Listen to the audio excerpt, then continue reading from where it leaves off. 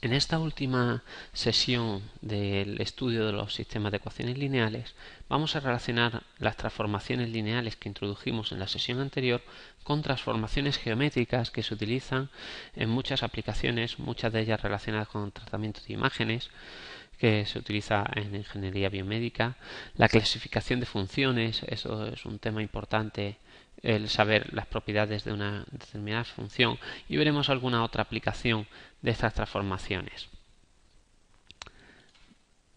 Las transformaciones geométricas son transformaciones matriciales que se utilizan para transformar la celda unidad de diferentes formas. La celda unidad o un espacio completo para deformarlo. Por ejemplo, supongamos que queremos transformar este cuadrado que tiene lado unidad, que va en x1 hasta la posición. Tiene lado 1 en x1, tiene longitud 2 en x2 y queremos transformar este cuadrado, queremos reflejarlo con respecto al eje x1 y queremos tener el mismo cuadrado pero ahora yendo hacia abajo en vez de extendiéndose hacia arriba, hacia el lado de x2 positivo, ahora lo queremos hacia el lado de x2 negativo.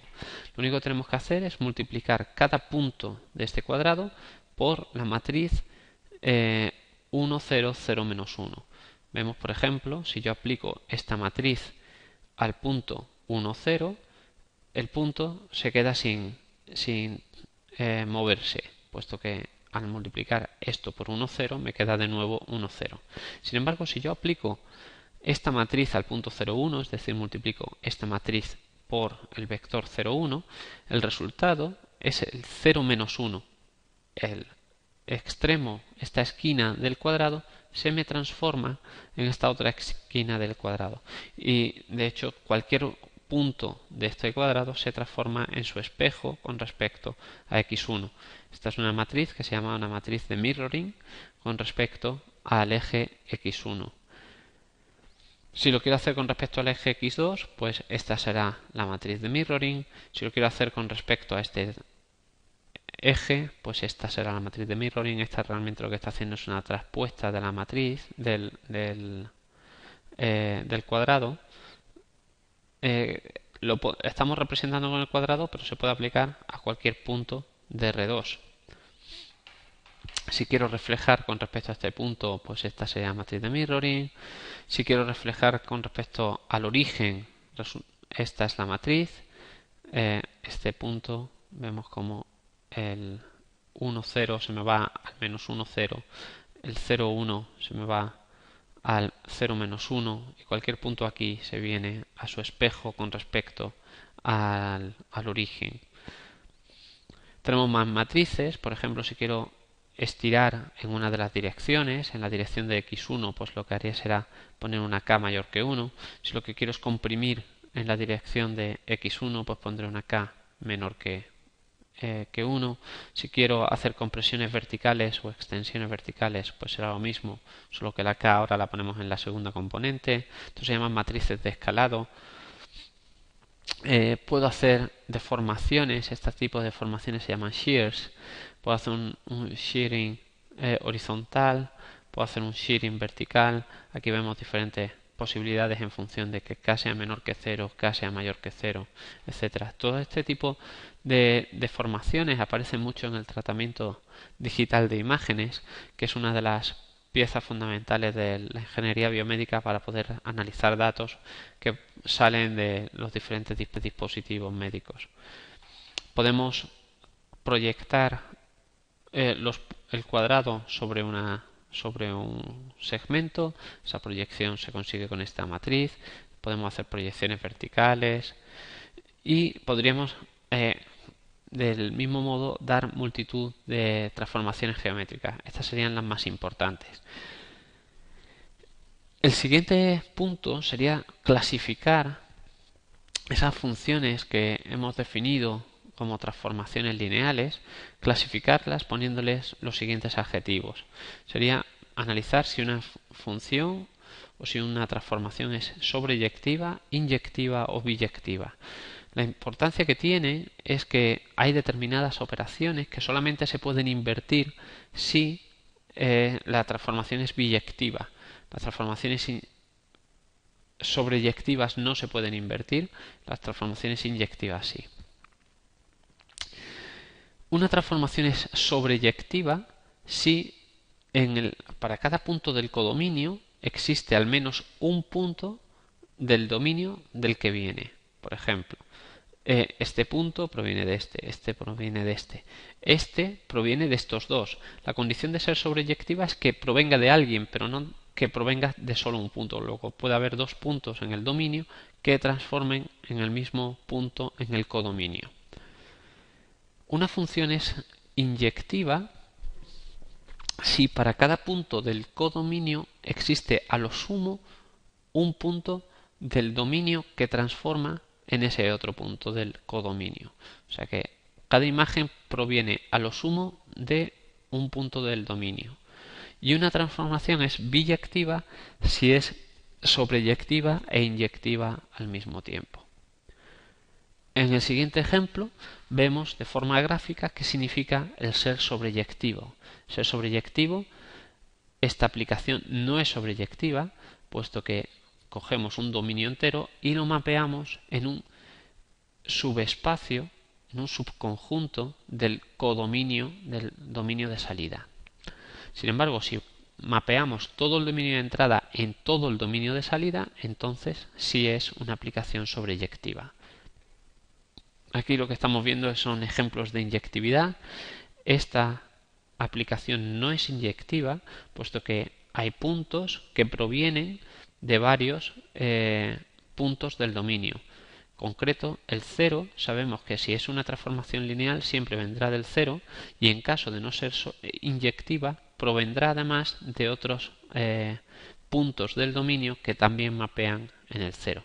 Esto nos recuerda precisamente lo que hablábamos de solución del sistema de ecuaciones homogéneo, etc. Esta aplicación sí que es inyectiva. Esta aplicación, para cada punto del dominio de salida, hay un punto en el dominio de entrada que mapea un único punto en el dominio de entrada que mapea en él. El dominio de salida o la imagen de la transformación no tiene por qué ser todo el dominio de salida, no tiene por qué ser todo el codominio, sino que podría ser estar restringido a un subconjunto de él. Veamos un ejemplo. Supongamos esta transformación lineal en la que utilizamos esta matriz. Esta matriz es una transformación, define una transformación de R4 en R3, R4 porque tiene 4 columnas, R3 porque tiene 3 filas. Las columnas 1, 2 y 4 son linealmente independientes. De hecho, no puedo conseguir una a partir de combinaciones lineales de las demás. Y generan todo el espacio R3, con lo cual el espacio de salida va a ser todo el codominio y la función va a ser por lo tanto sobreyectiva. Sin embargo, hay varios puntos a la salida que provienen de varios puntos de la entrada y la función por lo tanto no es inyectiva. Vamos a encontrar algunos de esos puntos. Vamos a suponer un punto genérico a la salida, y 1, y 2, y 3, y vamos a ver cuál sería el x1, x2, x3, x4 que me aparecería en este punto. Bueno, pues esta es la matriz aumentada, calculamos la forma escalonada reducida, esta sería la forma escalonada reducida, y de aquí podemos despejar cuánto vale x1, x2, x3 y x4. Vemos que x3 no es una leading column, por lo tanto quedará libre, y x4 se define en función de y3, x2 es algo que depende del punto de la salida más un medio de x3, x1 es algo que depende del punto de la salida menos 6 veces x3. Esto es lo que tenemos en este conjunto de ecuaciones. Estos son los puntos, las coordenadas x1, x2, x4 y x3 que hemos dicho que quedaba libre. Por lo tanto, existen infinitos puntos que mapean en el mismo punto y1, y 2 y 3. Por lo tanto, la transformación decimos que no es inyectiva. Como teorema podemos decir que si t de x es una transformación lineal, entonces es inyectiva si y solo si la el único punto que mapea en el 0 a la salida es el 0 a la entrada. Vamos a demostrarlo. Para ello vamos a hacer la demostración hacia adelante, en el sentido de si es inyectiva, entonces se cumple esto. Si es inyectiva, por definición, cada punto del codominio, en particular el 0, viene a lo sumo de un punto del dominio. Pero sabemos que para una transformación lineal, el 0 a la entrada se transforma en el 0 a la salida. Por lo tanto, el 0 de la entrada debe ser la única solución de la ecuación t de x es igual a 0. La transformación de x es igual a 0. Con esto demostraríamos que si es inyectiva, entonces esta ecuación solo tiene la solución trivial. Ahora vamos a demostrarlo al revés. Si solo tiene la solución trivial, vamos a demostrar que la función es inyectiva. Para hacer eso, vamos a hacerlo por reducción al absurdo. Vamos a suponer que la afirmación es falsa, es decir, que esta ecuación solo tiene la solución trivial, pero la transformación no es inyectiva. Si t no es inyectiva, entonces existe un punto i en la salida tal que proviene de dos entradas diferentes. Ahora restamos estas dos ecuaciones al restarlas, pues esto es lo que nos queda, y por ser una transformación lineal, pues sabemos que la resta de las transformaciones es lo mismo que la transformación de la resta. Por lo tanto, esta será la transformación de la resta utilizando la propiedad de que t es lineal. Pero al ser de nuevo una transformación lineal, sabemos que la única solución de t de x es igual a 0 es el 0. Por lo tanto, x1 menos x2 debe ser 0. Y esto nos dice que x1 es igual que x2, pero esto es una contradicción con el hecho que habíamos supuesto al principio de que x1 y x2 eran diferentes y que esos dos puntos diferentes mapeaban en y. Por lo tanto, la afirmación debe ser falsa y la t debe ser inyectiva. Un segundo teorema que nos ayudará a caracterizar este tipo de transformaciones matriciales es que ya sabemos que es una transformación lineal y la imagen de t es todo el espacio de salida si y solo si el subespacio generado por las columnas de la matriz A es todo el espacio de salida. Y por otra parte, también se cumple que t es inyectiva si y solo si todas las columnas de A son linealmente independientes. Vamos a demostrar cada uno de estos puntos por separado. Según un teorema anterior, el teorema 3.2 de este mismo tema, las columnas de A generan todo Rm si para cada B de ese espacio de salida la ecuación AX es igual a B es consistente, es decir, tiene una solución. Y además, si eso es cierto, si para cada B yo soy capaz de encontrar una solución, entonces eso quiere decir que la imagen de t es todo Rm, puesto que para cualquier punto B de Rm voy a encontrar un x tal que ese x mapea en B. Por lo tanto, habremos demostrado que el primer punto de este teorema. El segundo punto de este teorema, según el teorema anterior, t es inyectiva si y solo si la transformación, o sea, el único punto que mapea en el 0 a la salida es el 0 a la entrada. O lo que es lo mismo, si y solo si, para este caso particular, a de x es igual a 0, solo tiene la solución trivial. Esto ocurre solo si las columnas de A son linealmente independientes, como nos decía el teorema 6.1. Por lo tanto, esta segunda implicación del teorema también es cierta. Veamos un ejemplo. Vamos a demostrar que esta transformación que coge vectores de R2 en R3 es una transformación lineal. Y luego nos preguntaremos si mapea todo R3. Bueno, pues esta transformación que tenemos de esta forma vectorial, yo la puedo expresar como el producto de una cierta matriz A, que tiene estos coeficientes por x, el vector x1, x2. Vemos que las columnas de la matriz A son simplemente los coeficientes que acompañan a x1 y los coeficientes que acompañan a x2. Por lo tanto, como lo puedo expresar de forma matricial por el teorema anterior, habríamos demostrado que esto es una transformación, que esta transformación es una transformación lineal. Por otra parte, nos preguntamos si estamos mapeando todo R3 a la salida. Para hacer eso, lo que necesitamos es que las columnas de A generen R3.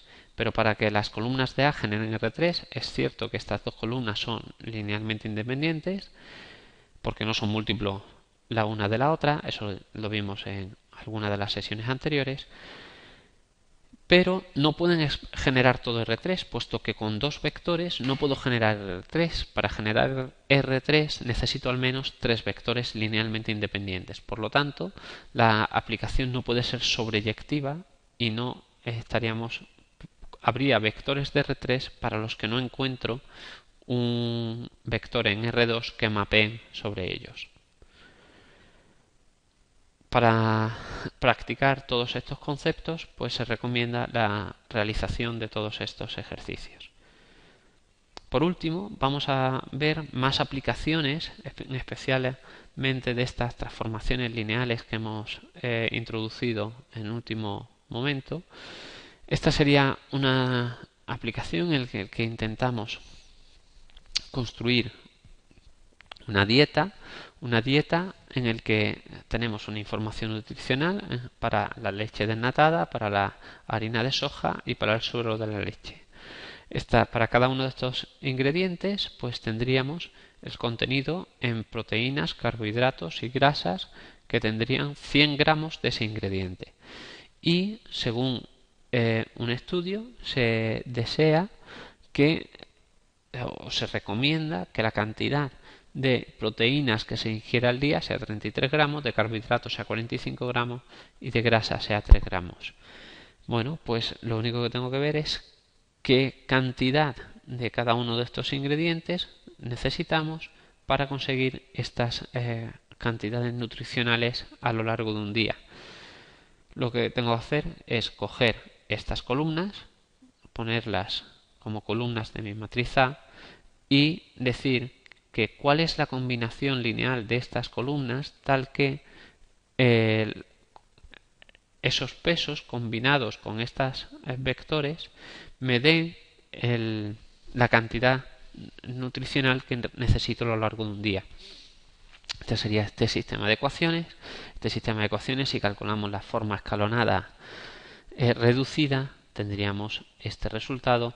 Recordamos que originalmente estos son resultados por 100 gramos de ingrediente, con lo cual 0,277 realmente lo que me está representando son 277 o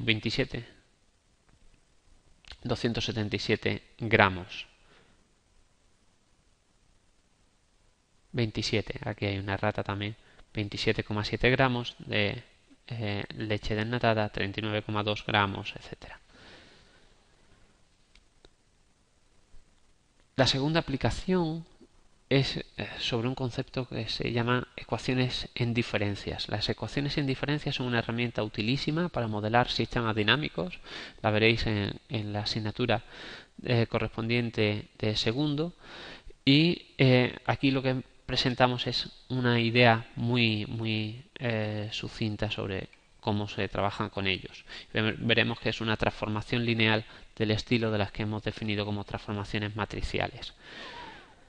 Supongamos que queremos modelar el número de glóbulos rojos, que se llaman eritrocitos, que tenemos en el sistema sanguíneo y en la médula del hueso. Los eritrocitos realmente, la mayor parte de ellos se crean en la médula de los huesos, de algunos huesos, y se destruyen en el bazo. Bueno, supongamos que para cualquier intervalo de tiempo, supongamos un minuto, en ese minuto, digamos que el 5% de los eritrocitos de la médula abandonan la médula y pasan al sistema sanguíneo. El 2% de los eritrocitos que estaban en el sistema sanguíneo, la corriente sanguínea, se destruyen en el bazo y se crean 1 millón de nuevos glóbulos rojos en la médula. Si yo sé cuántos glóbulos rojos tengo en la médula y en la sangre en un momento dado, en el instante K, puedo calcular cuántos va a haber en el instante K más 1 a través de esta ecuación. Esta ecuación lo que me está diciendo es que en la médula se están creando 1 millón de nuevos eritrocitos. Esto pasaría directamente al K más 1 de la médula. En la sangre no se están creando nuevos eritrocitos, tengo 0 de creación. Y el 5% de los eritrocitos de la médula pasa a la sangre, el 5% de esta cantidad pasará a la sangre, el 95% restante se quedará en la médula, el 98% de los eritrocitos de la sangre permanece en la sangre y el 2% restante se pierde. Por lo tanto, esta cantidad hay que multiplicarla por 0,98. Bueno, pues vemos que esta ecuación responde al modelo de transformación lineal, que tendríamos un vector es igual a una matriz por un vector más otro cierto vector. De hecho, la existencia de este vector que no sea cero hace que la transformación en conjunto no sea lineal. Este trozo de aquí sí que es una transformación lineal. Con esto acabaríamos nuestra presentación del tema de estudio sobre los sistemas de ecuaciones lineales, en el que hemos planteado mecanismos sistemáticos de resolver esos sistemas de ecuaciones lineales. Hemos interpretado los sistemas de ecuaciones lineales como un subespacio generado en el espacio de salida de una cierta transformación lineal. Hemos analizado la existencia de unicidad de soluciones desde diferentes puntos de vista. Hemos definido el concepto de independencia lineal de vectores. Hemos definido las transformaciones lineales, que aparte de las transformaciones matriciales, pues tienen una amplia profusión en las matemáticas habituales que se utilizan en ingeniería. Hemos definido transformaciones geométricas que son muy útiles para el procesamiento de imágenes. Hemos cualificado esas transformaciones en términos de que sean inyectivas, sobreyectivas y biyectivas, y la principal aplicación de esto es que en determinados entornos en los que necesitamos invertir nuestra transformación, pues vamos a poder hacerlo si nuestra transformación es biyectiva o es inyectiva. Y hemos visto aplicaciones de todos estos conceptos a la ingeniería biomédica.